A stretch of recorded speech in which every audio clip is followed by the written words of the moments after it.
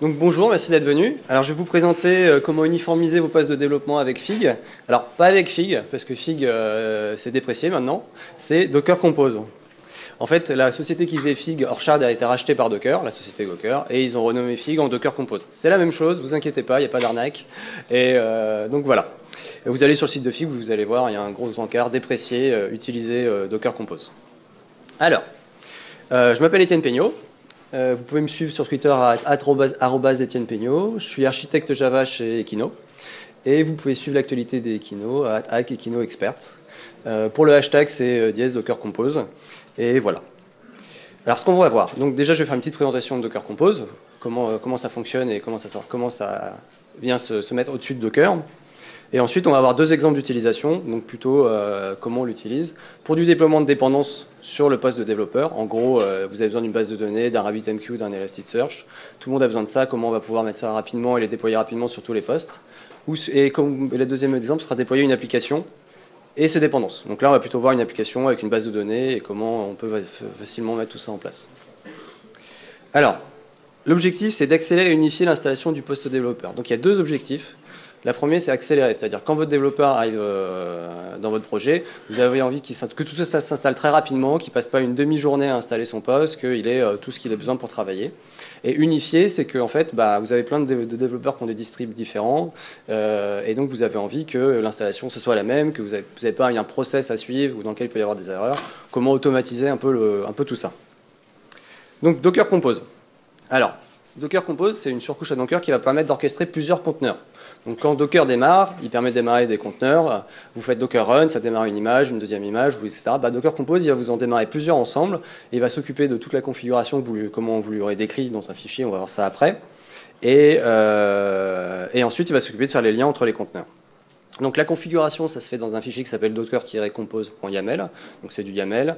On va voir des exemples de fichiers et comment ça se présente. Les commandes sont assez similaires à Docker. Vous allez retrouver Docker RM, logs, PS, les mêmes choses pour Docker Compose. Donc Docker Compose-RM, PS. Il n'y a pas Docker Compose Run, c'est Docker Compose Up, pour lui dire de mettre l'ensemble des images en route. Et ensuite, pour l'instant, ça fonctionne uniquement sur un seul hôte, c'est-à-dire sur une seule machine. C'est pas utilisé pour déployer sur plusieurs machines. Donc c'est pour le poste de développement, pour l'intégration continue ou pour le staging, ce genre de poste où il y a tout installé à un endroit. C'est prévu d'être porté plus tard avec Docker Swarm pour pouvoir décrire un déploiement multi-hôte, mais ce n'est pas encore le cas. C'est pratique même avec un seul conteneur, c'est-à-dire que vu que c'est un fichier qui va décrire comment votre conteneur va être instancié et quels sont ses paramètres, il n'y a pas besoin de taper Docker Run et une longue ligne de paramètres. Vous pouvez tout mettre dans un fichier Docker Compose YAML, un seul conteneur, vous faites Docker Compose Up et il va lire le fichier YAML et il va démarrer votre conteneur avec tous les paramètres. Donc on y va pour les exemples d'utilisation. Le premier exemple, c'est déploiement des dépendances applicatives. Donc votre développeur, il a besoin pour démarrer son application d'un Elasticsearch, d'un Postgre, d'un MySQL, d'un Redis, d'un RabbitMQ. Et donc vous avez besoin d'installer ça, soit vous avez ça partagé, installé sur des machines et tout le monde utilise le même. Ce qui peut poser certains problèmes du genre pour RabbitMQ, quand vous avez des queues et plusieurs consommateurs. Des fois, il y a des concurrences, vous envoyez un message, c'est un autre poste de développeur qui va le prendre, ça vous embête un peu. Donc vous êtes obligé de mettre en place des problématiques. Donc des fois, c'est mieux d'avoir ça sur le poste du développeur pour qu'il puisse bosser vraiment dans son environnement isolé. Donc, voilà à quoi ressemble un fichier Docker Compose YAML. Alors, le premier niveau, ça va être ce qu'on appelle les services. On va donner des noms à des services. Donc, on va avoir là RabbitMQ, ES pour Elasticsearch et Neo pour Neo4j. Chaque service donc, a ses configurations.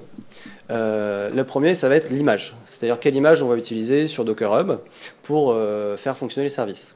Et le deuxième moyen de configurer, c'est en lui donnant un Dockerfile. Donc le Dockerfile qui décrit le build d'une image. Et ça, c'est ce qu'on voit pour Neo. Pour Neo4j, il n'y a pas d'image officielle. Donc, en tout cas pour la version entreprise, donc on va utiliser un Dockerfile, on fait build et on donne le chemin dans lequel se trouve le Dockerfile. Ensuite, on retrouve les configurations habituelles de Docker, c'est-à-dire qu'on va retrouver les ports qui vont être exposés par les conteneurs. Donc, par exemple, pour RabbitMQ, on expose deux ports. Le premier pour le 6672 qui est le port de fonctionnement de Rabbit, et le 15672 qui est le port pour l'administration, l'interface d'administration qui est un plugin qui vient s'ajouter en plus. Ensuite, on a les volumes qui sont l'endroit où on va partager les données. Donc ça aussi, c'est soit vous décidez que c'est le conteneur qui va contenir les volumes et vous allez dans le conteneur pour voir les volumes, soit vous partagez pour voir ce qui se passe, les logs, etc. Et pour aussi tout ce qui est, par exemple, pour Neo4j, où est-ce que la base de données, le graphe va être stocké. Alors, Docker ne vient pas avec la possibilité d'embarquer les données dans les images. On peut embarquer les données dans les images, mais on ne peut pas embarquer les volumes. Donc, la gestion de vos données, c'est-à-dire l'initialisation de votre base ou ce genre de choses, c'est un process que vous devez mettre à côté. C'est-à-dire que ça va permettre d'installer toutes les briques. Mais si vous voulez charger des données, il va falloir soit donc avoir dans votre application du Liquid-Base qui va installer la base, etc. Ou sinon vous avez un process manuel à côté. Donc on va voir comment on peut lancer tout ça. Donc là je suis dans le répertoire qui correspond au projet. Donc si on fait un petit ls, on va voir qu'il y a on va voir qu'il y a un fichier Docker Compose YAML. Donc quand je vais faire Docker Compose up, Docker Compose va lire ce fichier, va instancier les différents systèmes et va démarrer tout ça. Donc là, en une commande, je viens de démarrer un RabbitMQ, un Elasticsearch, un Neo4j. Voilà, ça m'a coûté ça. Alors là, il y a ce que vous n'avez pas vu, parce que je l'ai fait en avance, parce qu'avec les histoires de réseau, c'est que pour les images, Docker télécharge les images à partir du site Docker Hub. Et donc ça a déjà été fait en avance, il le fait qu'une fois. Et pareil pour le build de Neo4j, il le fait qu'une fois. Donc quand vous le redémarrez, vous redémarrez vos instances sans avoir besoin de retélécharger. Donc là, vous n'avez pas vu le téléchargement qui peut prendre un peu de temps et qui n'aurait pas eu beaucoup d'intérêt à vous montrer. Donc voilà, donc on peut vérifier si Neo4j a bien démarré.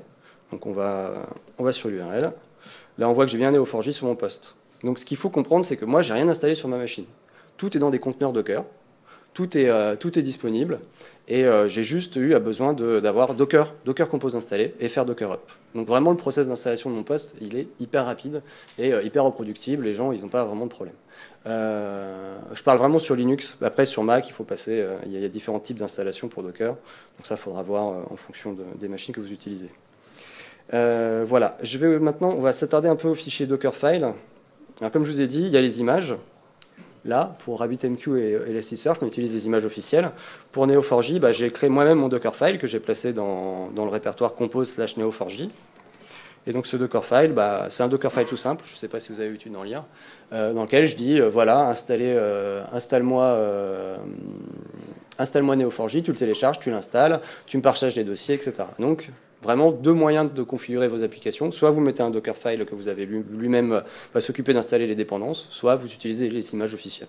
Donc ça n'a rien de nouveau par rapport à Docker en fait. C'est vraiment juste comment scripter des exécutions de Docker sur votre poste de manière reproductible. Alors ensuite, le deuxième exemple. Ça va être comment déployer une application et ses dépendances. Donc là, j'ai pris un truc très rapide, c'est JHipster. C'est un petit framework qui permet de monter une petite application Angular Java et avec une base de données PostgreSQL. Donc j'ai besoin de deux choses sur mon poste. Quelque chose qui va contenir mon application JHipster pour tout son environnement pour qu'elle tourne et une image de PostgreSQL. Donc, si on prend le Dockerfile que j'ai placé au milieu de mon code, tout simplement, on va voir qu'il y a deux services. Un service web qui utilise une image, donc ça c'est une image que j'ai fait moi-même. Cette image JHipster Docker, elle contient vraiment juste qu'il y a besoin une application JHipster pour démarrer, c'est-à-dire Maven, Java et quelques libres Ruby pour Compass. Donc vraiment c'est très léger. Après je partage deux volumes, le volume de data, c'est-à-dire le volume point, c'est-à-dire le code source de mon application, c'est-à-dire je partage mon dossier actuel dans lequel il y a tout. Et je partage aussi mon repo Maven. Alors ça c'est un petit point d'astuce, c'est-à-dire que quand l'image démarre, elle a besoin de Maven va être exécutée parce qu'on démarre une commande mvn Spring Boot run, il va télécharger les dépendances et on ne veut pas que les dépendances soient dans l'image parce que sinon à chaque fois qu'on va recréer l'image on va devoir retélécharger les dépendances. Donc vous partagez votre repo Maven local, de toute manière Maven gère très bien les versionning, tout ça, donc vous n'avez pas de problème à ce niveau là, et puis même si vous avez des settings particuliers, genre un Nexus dans votre entreprise que vous utilisez pour cacher les artefacts, voilà, c'est autant en profiter. Ensuite, il y a un deuxième rôle qui s'appelle le rôle DB. Donc là, c'est tout simple, c'est une image de PostgreSQL, une image officielle. Et la petite subtilité qu'il y a en plus par rapport à tout à l'heure, c'est la partie links. Links-db, c'est ça qui va dire à Docker Compose, voilà, tu me démarres ce conteneur DB. Après, tu vas me démarrer le conteneur web et tu vas me créer un lien entre les deux. Et Docker, ce qu'il appelle un lien, c'est il va juste associer dans le fichier hostname du service web, il va ajouter un DB dedans avec l'IP de la DB. Donc, vous, dans votre application, dans votre configuration, ce que vous allez configurer, dans vos configurations, on va aller voir ça. Dans les configurations de votre base, vous allez configurer juste, là, on a l'URL JDBC qui dit, hop, je vais mettre ça en plein écran, qui dit PostgreSQL, et là on dit DB, qui est en fait l'alias qui a été utilisé et qui va être mis dans votre hostname. Donc voilà, Docker Compose, ça vous permet de vraiment très rapidement de dire, voilà, j'ai une application, etc. J'ai ce lien qui se crée entre les deux. On va démarrer ça un petit peu. Alors je vais ouvrir notre terminal. Hipster. Alors Docker Compose. Hop. Et voilà, il vient de me démarrer la DB. Donc il démarre la DB d'abord parce qu'il voit qu'il y a un lien à faire entre les deux. Donc il sait qu'il y a un conteneur qui dépend d'un autre. Donc il démarre le premier, qui est la base de données. Et là il démarre JHipster, qui fait avec la commande mvn Spring Boot, parce que c'est une application Spring Boot Run. Et en l'occurrence, j'ai rien à faire dans la base de données parce que JHipster vient avec Liquidbase, donc il va exécuter lui-même les scripts de migration au fur et à mesure. Donc il n'y a pas de problème, dès qu'il démarre, il vérifie si les migrations sont bien à jour et il les met à jour. Et donc on peut aller vérifier sur localhost 8080 que j'ai bien une application JHipster démarrée avec, voilà, je peux m'authentifier, ça veut dire que la base de données fonctionne bien. J'ai pas de problème. Donc là, encore une fois, pas besoin d'installer une Postgre sur mon poste, pas besoin de mettre l'utilisateur PostgreSQL, etc. Tout est venu dans des conteneurs Docker, et moi, mon poste reste vraiment juste avec ma distrib. Maintenant, on va aller voir quelques petites commandes supplémentaires, parce que c'est bien beau tout ça. Docker Compose, il n'y a pas que Docker Up. Hop, donc là, j'arrête. Une petite erreur, rien du tout. Donc, Docker Compose, qu'est-ce qu'on peut lui dire? Il vient avec une liste de commandes qu'on voit en dessous. Les plus intéressantes est quand donc Docker Up, on peut lui dire de démarrer en mode détaché, c'est-à-dire qu'il va démarrer en tâche de fond. Il nous redonne la main. Donc après, en restant dans le même répertoire, on peut lui dire Docker Compose, affiche-moi les logs. Ah, avec S. Donc il affiche les logs que les conteneurs ont sortis sur leur sortie standard. Donc on voit que c'est en train de démarrer, etc. Donc je peux arrêter ce process. Là, je ne suis pas lié au conteneur, donc les conteneurs continuent à démarrer derrière. Qu'est-ce que je peux faire d'autre? Qu'est-ce que je peux vous montrer? On peut stopper un conteneur particulier ou en démarrer un autre. On peut aussi afficher où est l'état des conteneurs, tout simplement. La commande basique, qui est PS, qui affiche les deux conteneurs qui ont été démarrés, quels sont leurs points d'entrée, leurs états, et les ports qui sont exposés. Donc voilà. On peut aussi... Alors, je vais vous montrer un dernier truc. Alors par contre, pour ça, il va falloir que je modifie le fichier Docker Compose. Je vais vous expliquer d'abord pourquoi. En fait, il y a aussi une commande qui s'appelle Docker Compose Scale qui permet d'instancier de démarrer des nouveaux conteneurs pour un type de service. Donc par exemple, je vais lui demander de me démarrer un deuxième conteneur web. Je lui demande, là il me dit, vous ne pouvez pas démarrer parce que vous avez configuré un port précis dans votre Docker Compose. C'est-à-dire qu'il ne peut pas démarrer deux conteneurs sur le port 8080. Donc je vais juste lui dire de prendre un port aléatoire. Pour ça, c'est très simple. Il suffit juste d'enlever cette partie-là, qui est le binding sur la machine haute. Et là, si je lui demande de scaler, hop, il vient de me démarrer une deuxième instance web. Donc je peux lui demander de me dire ce qui s'est passé. Hop, là je vois que j'ai deux Spring Boot, deux services web, et que je peux aller voir le deuxième sur le port 49154. Donc je vais bien vérifier que j'ai bien un deuxième lancé sur le port 49254. 49154 d'ailleurs, je crois, c'est ça. Voilà, et là j'ai un deuxième JHipster. Donc j'ai démarré deux instances web. Est-ce que ça peut être utile pour tester des histoires de concurrence, etc. Mais on peut scaler aussi, voilà. Je l'ai utilisé aussi sur une démo que vous allez pouvoir voir dans mon GitHub, je mets le lien à la fin, pour Elasticsearch. Du genre, vous voulez voir comment Elasticsearch marche quand on déclare plusieurs instances et comment les shards vont se répartir. Et ben c'est très pratique pour ça. Vous démarrez Elasticsearch, vous faites scale, et vous allez avoir plusieurs instances d'Elasticsearch qui vont se démarrer sur votre poste, et les shards vont automatiquement se rééquilibrer. C'est assez pas mal. Voilà, il ne me reste plus qu'une minute, donc je vais terminer. C'est rapide, les quickies. Les références. Alors ça, si vous voulez prendre une photo, il y a mon GitHub qui permet avec d'autres exemples, d'autres démos de Docker Compose que j'ai mis, celles sur Elasticsearch, etc.